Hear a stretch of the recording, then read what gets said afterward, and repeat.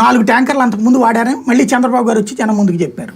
మరి ఆ వాడిన టైంలో లడ్డూలన్నా చెక్ చేయించాలిగా, అవును ఎందుకు చేయించలేదు? పోనీ టెస్టే లేదా అసలు టీటీడీ దగ్గర ఉందని నువ్వే చెప్తున్నావుగా ల్యాబ్. అక్కడ తేడా వస్తే వెనక్కి పంపిస్తావు నువ్వే చెప్తున్నావుగా. మరి వెనక్కి పంపించిన తర్వాత కల్తీ జరిగిందని ఎట్లా చెప్తున్నావు నువ్వు? ఎంతకాలం వెనక్కి పంపించారు ఎట్లా అని చెప్తున్నావు, ఆ ప్రాసెస్ ఉందని చెప్తున్నావు, మళ్ళీ కలిపేశారని చెప్తున్నావు. ముందేమో వెనక్కి పంపిస్తారని చెప్తావు, మళ్ళీ కలిపేశారని చెప్తావు. ఎట్లా కలుపుతారు?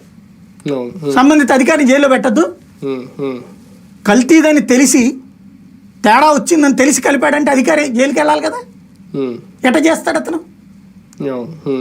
చేయించిన వాళ్ళందరూ తప్పుడు వాళ్ళే కదా. అప్పుడు ఈఓ దగ్గర నుంచి అందరూ బాధ్యులే కదా, దాంట్లో శిక్షార్హులే కదా. కానీ ఇక్కడ ఒకటి, సుప్రీంకి వెళ్ళింది వైసీపీ తరఫున సుబ్బారెడ్డి లేదంటే ఆయన ఎవరు సుబ్రహ్మణ్యం, ఆయన ఇద్దరు.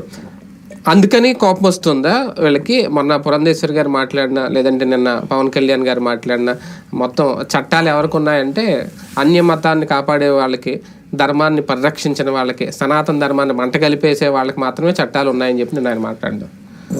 ఒక విషయంలో కోర్టులకు సంబంధించిన సమస్య ఉంటుంది ఏంటంటే మైనారిటీ బుజ్జిగింపు ఇష్యూస్లో ఆలోచిస్తారు. కానీ అదే కోర్టులో అయోధ్య రామ మందిరానికి తీర్పిచ్చినాయిగా, ఎట్లా ఇచ్చినాయి మరి? త్రిబుల్ తలాక్ విషయంలో జోక్యం చేసుకోమని చెప్పినాయిగా.